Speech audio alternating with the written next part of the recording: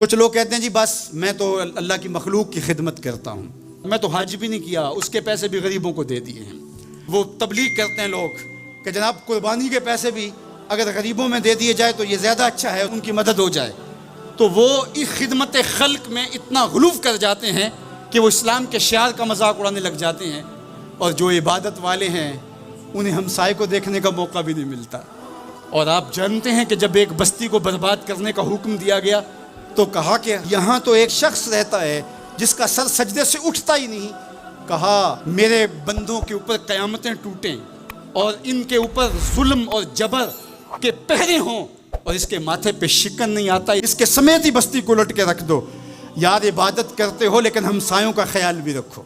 मेरे हुजूर अलैहिस्सलाम ने लुआब फेंका ना तो सहाबा ने अपने हाथों पे लेके अपने मुंह पे बन लिया। आपने इश्क और मोहब्बत की लोक दास्तानें बड़ी सुनी होंगी, लोगों ने नहरें भी खोदी, लोगों ने महबूबों के लिए क्या कुछ नहीं किया, लेकिन आज तक आपको ऐसा नहीं मिला होगा किसी मुहिब ने महबूब का लुआब भी चाटा हो। कायनात में ये अनोखा बाब है। तो हुजूर अलैहिस्सलाम ने फरमाया कि तुम्हें इस चीज़ पर किसने उभारा कि मेरा लुआब भी अपने चेहरों पे मल रहे हो? उन्होंने कहा अल्लाह और उसके रसूल की मोहब्बत ने। तो मेरे हुजूर ने इसकी नफ़ी नहीं की, लेकिन साथ ही फरमाया अगर कोई चाहता है कि अल्लाह उसके रसूल से मोहब्बत करे और अल्लाह उसका रसूल उससे मोहब्बत करे तो वो हमसायों के हुकूक का ख्याल रखे। यदि तुम्हारा ये पहलू भी, तुम आशिक़ रसूल भी हो लेकिन हमसायों का भी तो ख्याल रखो।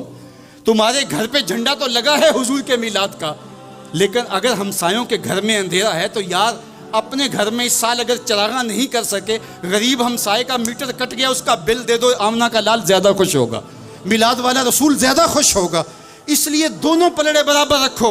ना तो इबादत के ज़ुल्म में तुम खिदमत खल्क को और हमसायों के हुकूक को, रिश्तेदारों के हुकूक को भूल जाओ, और ना ये कि तुम खिदमत खल्क के नाम पे इबादत का मजाक उड़ाने लगो। वकज़ालिका जअलनाकुम उम्मतन वसता।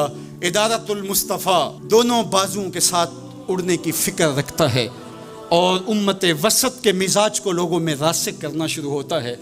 जाहिर है जब कभी इस बाजू पे ज़ोर पड़े तो कभी इस बाजू पे ज़ोर पड़े तो बाजू झुकने लगते हैं, तो मेरा अल्लाह मदद करता है, नुसरत देता है।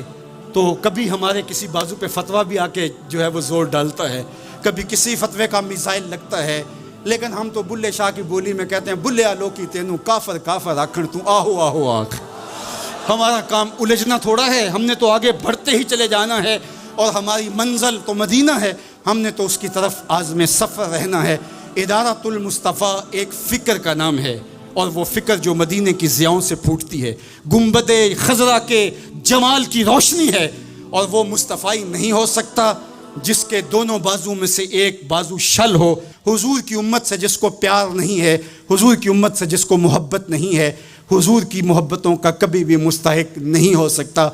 मेरे बुजुर्ग फरमाया करते थे जिसके बच्चों से तुम प्यार करते हो उसका बाप तुमसे प्यार करता है। अगर तुम चाहो कि हुजूर हमसे प्यार करें तो हुजूर की उम्मत से प्यार करो।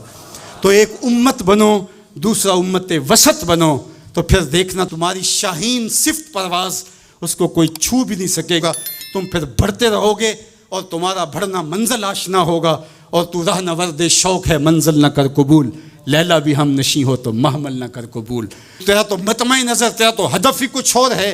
तू दुनिया के लिए नहीं है, दुनिया तेरे लिए है। तू ख्वाहिशात का दीवाना नहीं है, बल्कि ख्वाहिशात तेरे पीछे दौड़ेंगी और ज़माना तेरी दहलीज पे बांदियों की तरह नौकरी करेगा।